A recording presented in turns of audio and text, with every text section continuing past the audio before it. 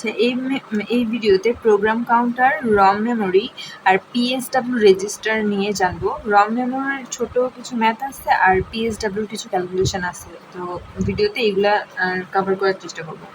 তো program counter হচ্ছে 16 bit register, যা রম মেমোরি থেকে ইনস্ট্রাকশন ফেচ করার জন্য ইনস্ট্রাকশনের অ্যাড্রেসটা ধরে রাখে।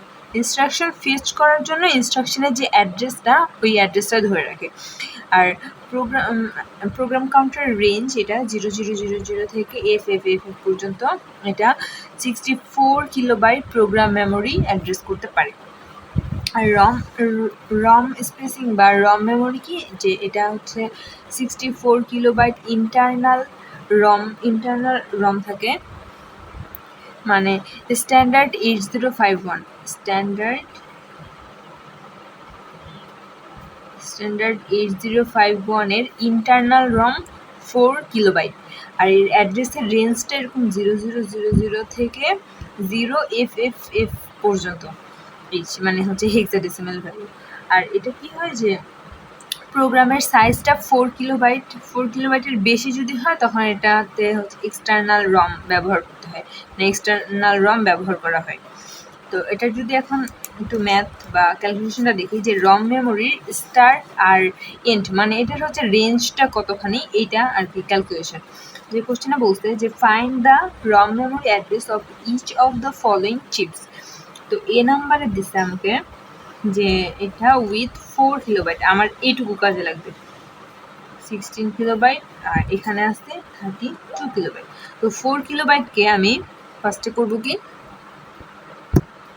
4 কিলোবাইটকে আমি বাইটে কনভার্ট করবো আগে। তাহলে 4 ইন্টু 1024 বাইট। ওকে, এখন আমার যেটা আসে দেখি, আমরা এটা ক্যালকুলেট করে 4096 এত বাইট আসে। এখন রেঞ্জটা তাহলে কি হবে, আমার রেঞ্জের স্টার্ট যেহেতু 00 থেকে, তার মানে রেঞ্জ 0000 থেকে, যে এইটাকে হচ্ছে আমি হেক্সাডেসিমেলে কনভার্ট করবো। হেক্সাডেসিমেলে কনভার্ট করে ওইটা থেকে 1 মাইনাস করবো। তাহলে এটাকে যদি আমি হেক্সাডেসিমেলে কনভার্ট করি, তাহলে 4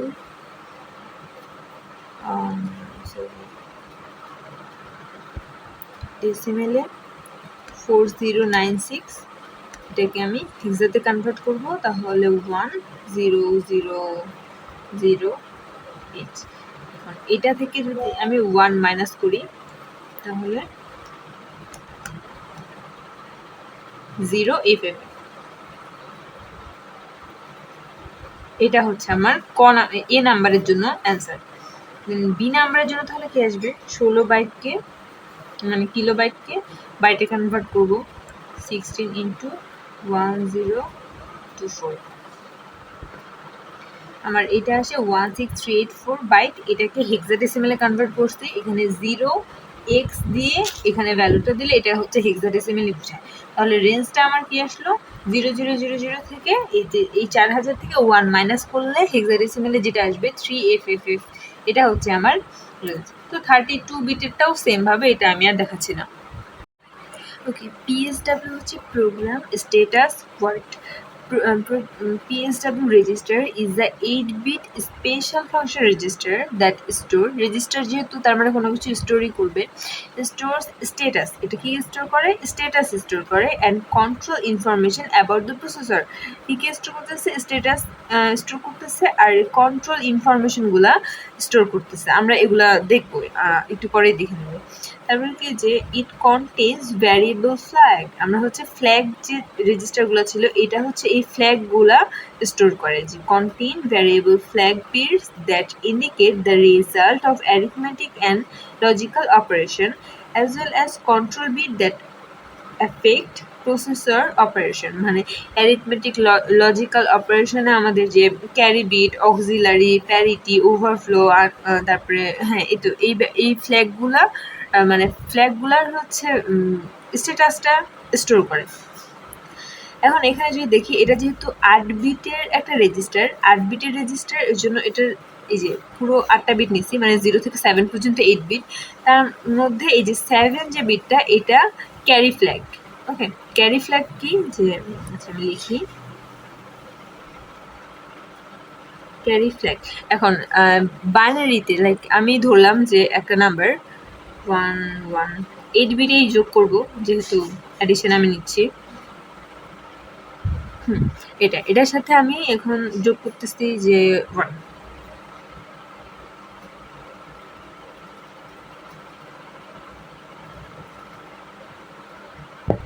এখন এটাকে যদি আমি যোগ করি তাহলে 1 আর 1 মিলে 1 0, এখানে 0 আসবে, হাতে 1 1 আর 1 মিলে আবার 1 0, এখানে 0, হাতে 1 0 1, এখানেও 0, এখানেও 0 0 0 0, এখানে একটা 1। এখন এখানে কি দেখতেছি যে 8 বিট আমি যোগ করছি, এখানে আমার 9টা বিট চলে আসছে, তাই না? তার মানে আমার অ্যান্সার হচ্ছে এইটা, এই 8টা। আর এই যে এই 1 আছে, এটা হচ্ছে আমার মানে ক্যারি বিট। তাহলে আমার ক্যারি ফ্ল্যাগের ভ্যালু এখানে কি হবে? ক্যারি ফ্ল্যাগের ভ্যালু আসবে আমার 1। ওকে, তো এভাবে যদি হচ্ছে অ্যাডিশন বা সাবট্রাকশন করার সময় আমাদের যদি এভাবে একটা ক্যারি বিট যদি আমি পাই, তার মানে তখন ক্যারি ফ্ল্যাগের ভ্যালু 1 হবে। আর এখানে যদি যোগ করার সময় এই ক্যারি বিটটা যদি আমি না পাইতাম, যদি শুধু এরকম 0 0 0 0 পেতাম, বা অন্য কোনো এদিকে যদি 8টা বিটের মধ্যে কাভার হয়ে যেত, তাহলে ক্যারি ফ্ল্যাগের ভ্যালু এখানে 0 চলে আসতো। ওকে, তারপরে আছে এখানে অক্সিলারি।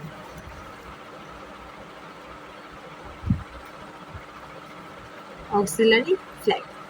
এখন অক্সিলারি ফ্ল্যাগটা কি, যে আপার ভ্যালু মানে হায়ার লেভেল থেকে লোয়ার লেভেলে আসতে যদি আমার ক্যারি থাকে, তাহলে এটা অক্সিলারি ফ্ল্যাগের ভ্যালু 1 হয়েছে।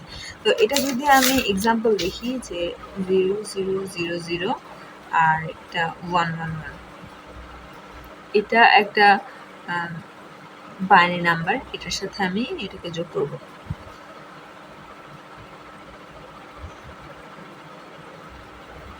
ওকে, এটাকে যদি এখন যোগ করি, 1 আর 1 যোগ করলে 0 আসবে, তো 1 থেকে আবার 1 1 0 করলে 0, 1 আর 1 যোগ করলে 0, 1 আর 1 যোগ করলে 0। আমার কাছে হচ্ছে হাতে এখন 1 থাকতেছে। তো এই পার্টটা হচ্ছে আমার লোয়ার পার্ট ছিল।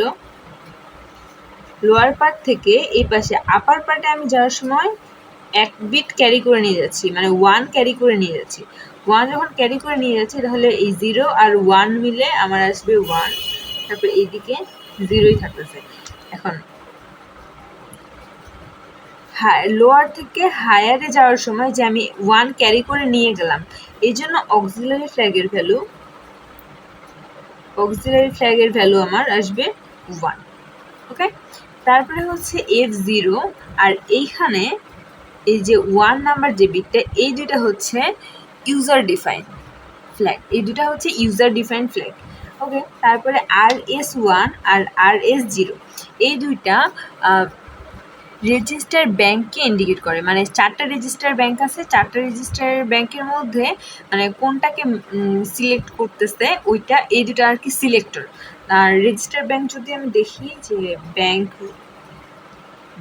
0-র জন্য RS1 আর RS0, ব্যাংক 0-র জন্য RS1 এর ভ্যালু 0, RS0-র ভ্যালু 0, ব্যাংক 1 এর জন্য RS1 এর ভ্যালু 0, RS0-র ভ্যালু 1, 2 এর জন্য এখানে 1, এখানে 0, 3 এর জন্য এখানে 1, এখানেও 1।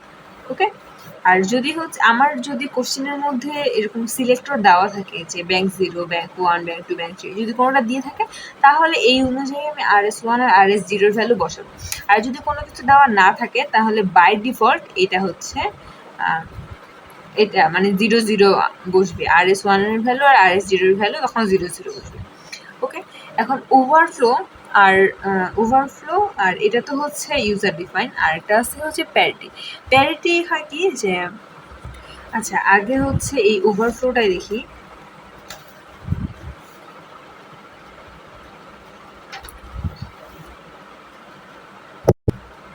এটা আমি হচ্ছে দুইটা বাইনারি নাম্বার যোগ করবো, লাইক আমি 0 1 1 1,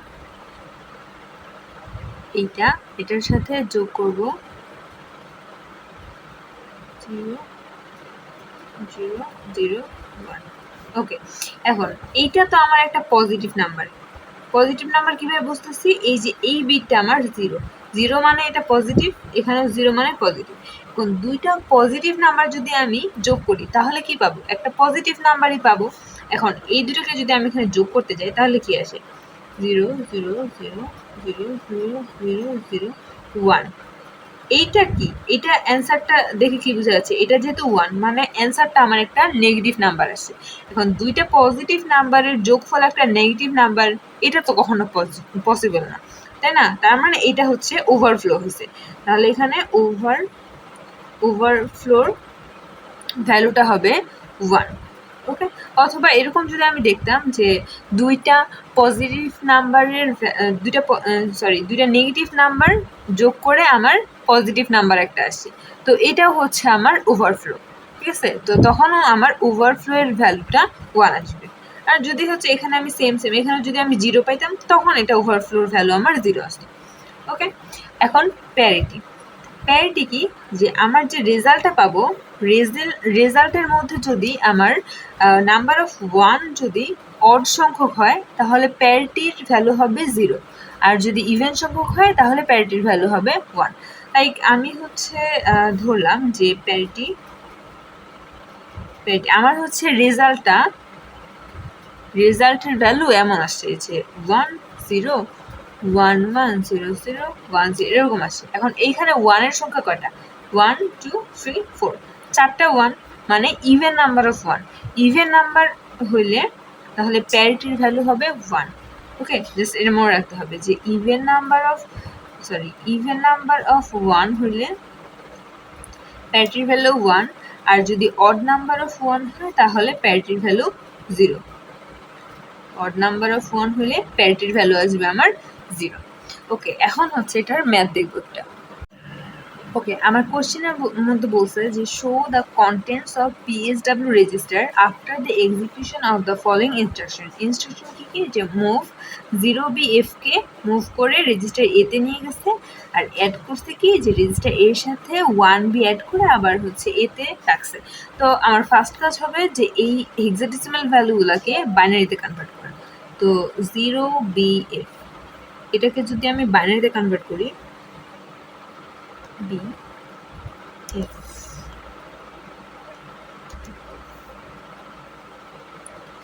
1 0 3 3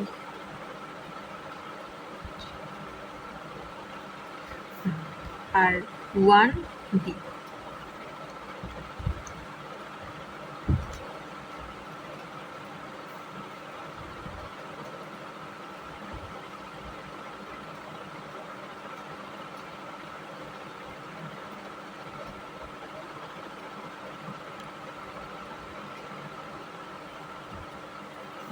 ব্যাস, এখন এই দুটাকে যদি আমি অ্যাড করি, অ্যাডিশন করতে গেলে আচ্ছা আমি আরেকটা জিনিস লিখে নিব যে PSW উল্টা পাশ থেকে লিখবো 7 6 5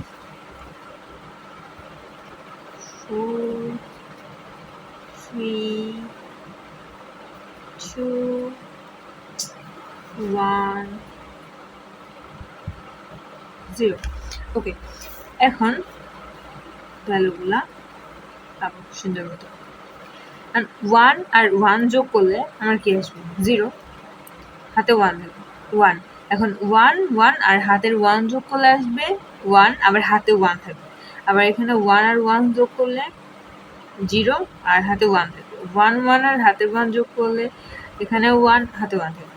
আবার 1 1 আর হাতের 1 যোগ করলে 1, হাতে 1 থাকবে। 1 1 1 আর 1 যোগ করলে কত আসবে? 0, এখানটায় 1, এখানটায় 1। ওকে, এখন PSW 7 এর মধ্যে কি ছিল? আমরা এখানে দেখছিলাম যে PSW 7 হচ্ছে এখানে ক্যারি। তো আমার কি এখানে ক্যারি আছে? ক্যারি তো নাই, তার মানে ক্যারি বিট আসবে আমার 0। ওকে, তারপরে 6 এ আমার এখানে কি ছিল? যে অক্সিলারিটা কি ছিল? যে লোয়ার পার্ট থেকে কোনো ক্যারি হায়ার পার্টে আসছে কিনা। তো লোয়ার পার্টে কি ছিল? 1 1 যোগ করে আমি এখানে হচ্ছে 1 লিখছিলাম। আবার হাতে তো 1 ছিল, তো ওইটা ক্যারি হয়ে আবার এখানে আসছে, তার মানে আমার অক্সিলারি বিটের ভ্যালু 1 আসবে। ওকে, দেন PS5 হচ্ছে F0, কারণ F0 এটা তো হচ্ছে ইউজার ডিফাইন ছিল, ইউজার ডিফাইনের জন্য এটা তো কিছু বলা নাই, ওই জন্য এখানটায় 0 দিয়ে দেবে। তারপরে 4, PS4-এ আছে হচ্ছে RS1 আর 3-তে RS0। এখন এখানে তো সিলেক্টর আমার কোশ্চেনের মধ্যে কিছু বলে দেওয়া নাই, তার মানে সিলেক্টরগুলোর ভ্যালু 0 0 হবে। ওকে, দেন PSW2 1 আর 2-তে কি আছে, এটা হচ্ছে ওভারফ্লো নাকি আন্ডারফ্লো।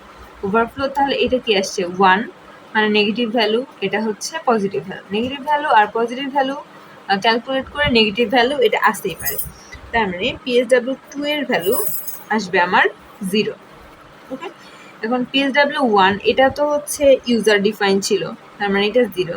আর PSW0 মানে কি, যে 1 2 3 4 5, 5টা 1 আছে, 5টা 1 হচ্ছে odd number of 1, odd number of 1 থাকলে এখানে P এর ভ্যালুটা 0 আসবে, তার মানে এখানে আমার ভ্যালুটা 0।